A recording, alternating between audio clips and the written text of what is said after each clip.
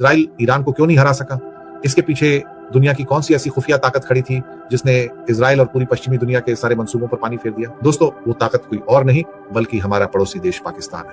पाकिस्तान ने जिस तरह से इस पूरे के पूरे मीडिएशन में जो रोल निभाया है, पाकिस्तान एक ऐसा कंट्री, चीन की उससे दोस्ती है, रशिया से है, सऊदी अरब से है, अमेरिका से भी उसकी दोस्ती है, ईरान भी उसका दोस्त है। यानी कि अगर 2 की जगह 4-5 हाथ भी होते तो तमाम हाथों में उसके लड्डू फिलहाल नजर आ रहे हैं।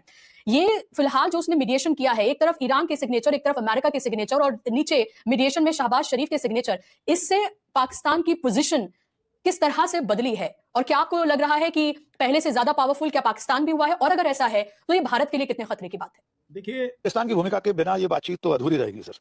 पाकिस्तान ने अभी अमेरिका को आंखें दिखा दी हैं इजराइल के मामले में। पाकिस्तान ने इजराइल को माने पाकिस्तान ने अमेरिका और ईरान के दरमियान डील करवा कर एक अहम किरदार अदा किया है, जिस पर पाकिस्तान दुनिया भर में सितारे की तरह जगमगा रहा है। ऐसा कहना है परवीन सहानी। पाकिस्तान ने जिस तरह से इस पूरे के पूरे मीडिएशन में जो रोल निभाया है, पाकिस्तान एक ऐसा कंट्री, चीन की उससे दोस्ती है, रशिया से है, सऊदी अरब से है, अमेरिका से भी उसकी दोस्ती है, ईरान भी उसका दोस्त है। यानी कि अगर 2 की जगह 4-5 हाथ भी होते तो तमाम हाथों में उसके लड्डू फिलहाल नजर आ रहे हैं।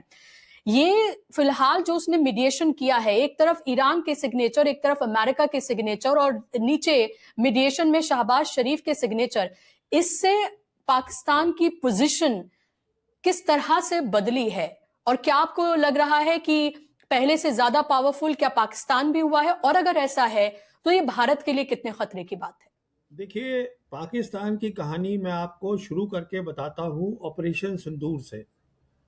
ऑपरेशन सिंदूर लड़ाई जो थी वो सिर्फ 4 दिन की थी, पर उस 4 दिन की लड़ाई के बाद अमेरिका ने ये फैसला किया, जो उन्होंने लिखा हुआ है अपनी कांग्रेस यूएस कांग्रेस रिपोर्ट में 2025 की, कि इन 4 दिन की लड़ाई के अंदर जो क्लैश हुआ था, पाकिस्तान ने इंडिया से बेहतर किया है।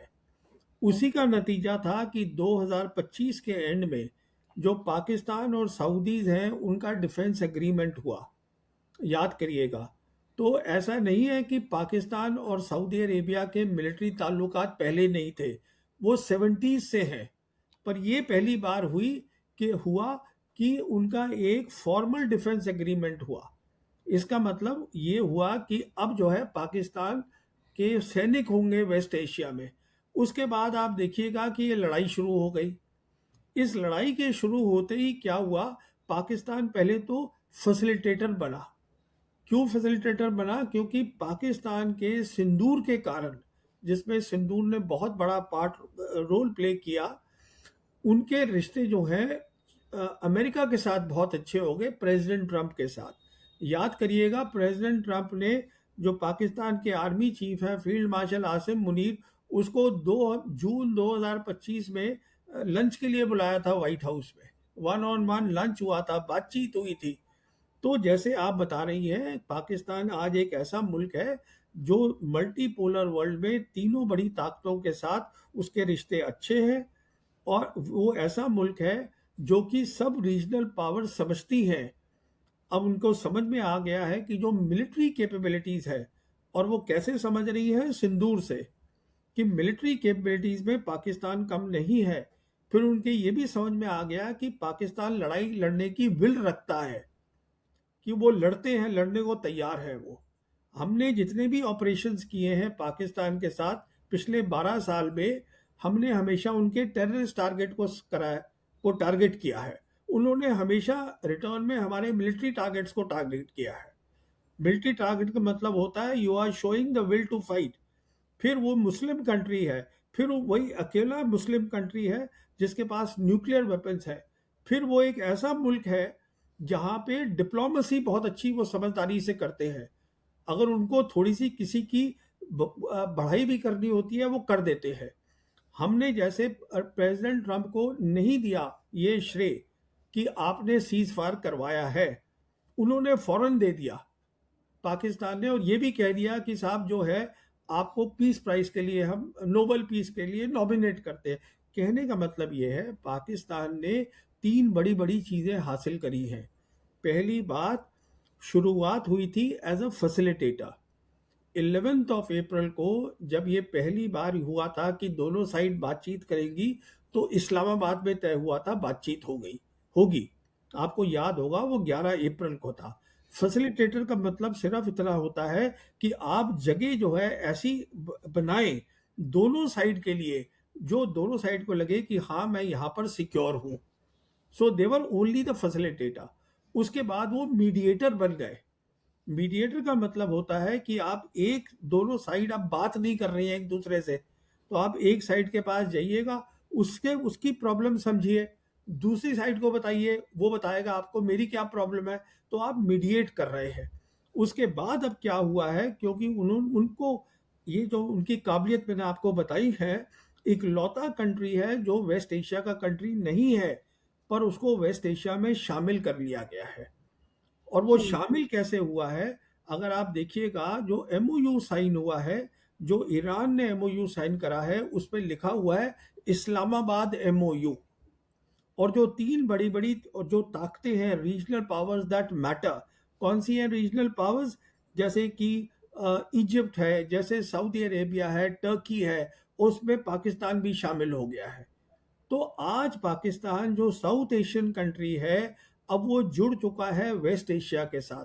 तो अब आप समझ सकती हैं वो कहां से कहां पहुंच चुका है। प्रवीण जी, ये क्या अचानक हम ये होता हुआ देख रहे हैं, या फिर ये एक पाकिस्तान की लॉन्ग स्ट्रेटजी थी जिसका हम नतीजा यहाँ पर हम सामने आता हुआ देख रहे हैं? या आप ये देखते हैं कि जिस तरह से ज्योग्राफी है उसकी, वो उसको बहुत सूट करती है, या जो एक मिलिट्री पावर है, न्यूक्लियर पावर है, इसलिए वो सूट करता है उसको?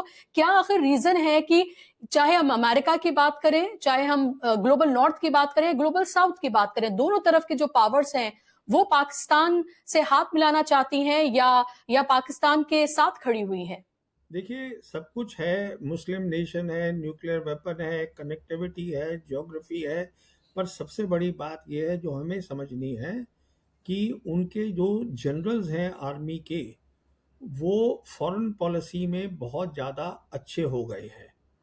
इसकी मैं आपको मिसाल देता हूँ कि 1998 में जब हिंदुस्तान ने न्यूक्लियर टेस्ट किए थे, तब अमेरिका क्लिंटन एडमिनिस्ट्रेशन थी, वो कोशिश कर रहे थे कि पाकिस्तान टेस्ट ना करे।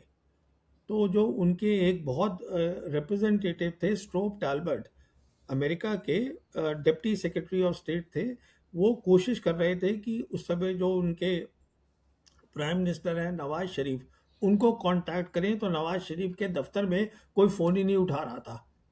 फिर उन्होंने जो आर्मी चीफ थे जनरल जहांगीर करामत, वहाँ फ़ोन किया, उन्होंने कहा आ जाइए हमसे बात करिए। तो बात हुई, उसमें जहांगीर करामत ने 2 टूक बोल दिया अमेरिकन को, ये हमारी नेशनल सिक्योरिटी है, हम कॉम्प्रोमाइज़ नहीं करेंगे, आप जाइए। तो उन्होंने उसके बाद उन्होंने भी टेस्ट किए हैं, हम जानते हैं। उसके बाद एक नोट भेजा जनरल जहांगीर करामत ने फॉरेन ऑफिस में कि देखिए अब जो पाकिस्तान है न्यूक्लियर वेपन स्टेट हो गया है, तो अब हमारा भी रोल बन गया है डिप्लोमेसी में, फॉरेन पॉलिसी में। और अब आप अगर जो देख रही हैं, तो जो फील्ड मार्शल आसिम मुनीर है, जो रास्ता शुरू किया था जनरल जहांगीर करामत ने, वो आसिम मुनीर आगे ले गए हैं। ये जो बात हो रही है, जो ट्रंप भी बात करते हैं, वो कहते हैं माय फेवरेट फील्ड मार्शल। तो सारी देखिए, ये मैं ये नहीं कह रहा हूं कि उनके जो प्राइम मिनिस्टर हैं उनको नहीं मिलना चाहिए, मतलब कामयाबी का वो, he should also get that thing, but the point is that more and more countries, they want to talk to Field Marshal Asim Munir, because they know that these people understand diplomacy, they understand how to talk to them, because this is something they have worked very well, and they are the people who are in power in the GHQ.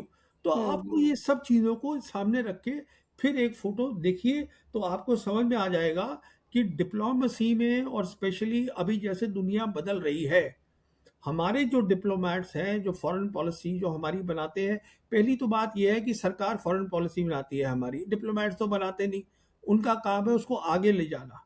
तो आज भी मैं समझता हूँ हमारी जो सबसे बड़ी खामी है, शॉर्ट कमिंग है हमारे डिप्लोमेट्स की, उनको मिलिट्री पार्ट समझ में नहीं आती, जो कि केस नहीं है पाकिस्तानी जनरल्स के साथ, क्योंकि वो सिक्योरिटी तो शुरू से ही देख रहे थे।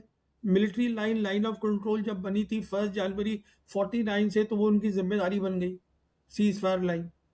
तो उनको वो भी समझ में आता है, उनको ये भी समझ में आता है, और वो पीछे नहीं हटते किसी को थोड़ा सा बताने में कि हाँ साहब आपने सीज फायर कराया। You see in terms of वो ये झिझकते नहीं है कि मैं ही सारा क्रेडिट ले लूँ, वो दूसरे को क्रेडिट दे देते हैं अगर उनका फायदा हो रहा है।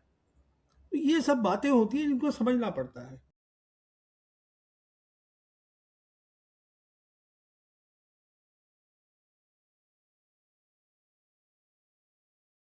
इजराइल ईरान को क्यों नहीं हरा सका, इसके पीछे दुनिया की कौन सी ऐसी खुफिया ताकत खड़ी थी जिसने इजराइल और पूरी पश्चिमी दुनिया के सारे मंसूबों पर पानी फेर दिया। दोस्तों, वो ताकत कोई और नहीं बल्कि हमारा पड़ोसी देश पाकिस्तान है। जी हाँ, ये दावा अब खुद ग्लोबल मीडिया और खुफिया रिपोर्ट्स में सामने आ रहा है कि पाकिस्तान रातों रात ईरान को बेहद आधुनिक और घातक मिसाइलें पहुंचाता रहा, और इस खुफिया मिशन में रूस भी ईरान की भरपूर मदद कर रहा था। सच तो यह है कि ईरान इतनी खूंखार और भयानक जंग अकेला कभी नहीं लड़ सकता था। ईरान पर तो दशकों से वैश्विक प्रतिबंध लगे हुए हैं, उनके पास पुराने जमाने के लड़ाकू विमान हैं। इसका जवाब जब मोसाद की फील्ड रिपोर्ट्स ने निकाला तो पता चला कि पाकिस्तान के साथ लगने वाली सीमा और समुद्री रास्तों के जरिए एक ऐसी खुफिया सप्लाई लाइन चल रही थी जिसका किसी को अंदाजा ही नहीं था। ईरान ने जो खुलेआम पाकिस्तान की सरकार और सुरक्षा एजेंसियों का शुक्रिया अदा किया है, वो कोई डिप्लोमेटिक औपचारिकता नहीं थी, बल्कि वह एक स्वीकारोक्ति थी जो इजराइल के जख्मों पर नमक छिड़कने के बराबर थी। ईरान ने दुनिया को बता दिया कि देखो, तुम हमें अकेला समझ रहे थे, लेकिन हमारे पीछे वो परमाणु ताकत खड़ी है जिसके कमांडोज और जिसके इंजीनियर्स का मुकाबला दुनिया की कोई सेना नहीं कर सकती। पाकिस्तान की भूमिका के बिना ये बातचीत तो अधूरी रहेगी सर। पाकिस्तान ने अभी अमेरिका को ही आंखें दिखा दी हैं इजराइल के मामले में। पाकिस्तान ने इजराइल को मान्यता नहीं दी अभी तक। पाकिस्तान ने इजराइल को मान्यता नहीं दी अभी तक। किसी समझौते की कोई बात आ रही थी, शायद पाकिस्तान ने स्पष्ट मना कर दिया। अब्राहम अकॉर्ड, जी, अब्राहम अकॉर्ड, मैं उसी पे आने वाला था, अब्राहम अकॉर्ड पे आने वाला बड़ा अच्छा। डोनाल्ड ट्रंप ने बोला ये देश, सब देश वो कर साल आगे चलेगी, लेकिन डोनाल्ड ट्रंप का सडनली ये बात करना और पाकिस्तान का इमीडिएट जवाब कि किसी भी हालत में हम इजराइल को रिकॉग्नाइज नहीं करेंगे, ये एक चीज को शो करता है कि पाकिस्तान अलाई है अमेरिका का, काफी स्ट्रॉन्ग अलाई है, लेकिन दो तीन चीजों पे उसने अपनी इजराइल को लेके अपनी पोजीशन कई बार बड़ी बहुत क्लियरली उन्होंने जो है अपनी जाहिर करी है। यूएन जनरल असेंबली में भी उन्होंने काफी इजराइल की भर्त्सना करी थी उनकी टीम की। तो पाकिस्तान ने जवाब दिया है, और पाकिस्तान अभी इस पूरी चीज के अंदर एक स्पॉटलाइट तो है ही पाकिस्तान के ऊपर।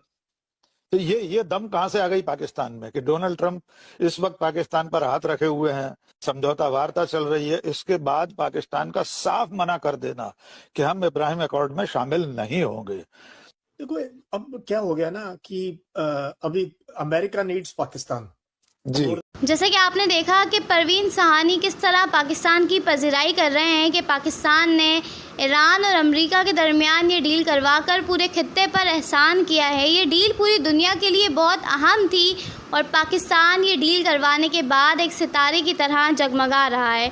अगर आप भारतीय मीडिया का रिएक्शन पाकिस्तान पर देखना और सुनना पसंद करते हैं तो चैनल को सब्सक्राइब करें।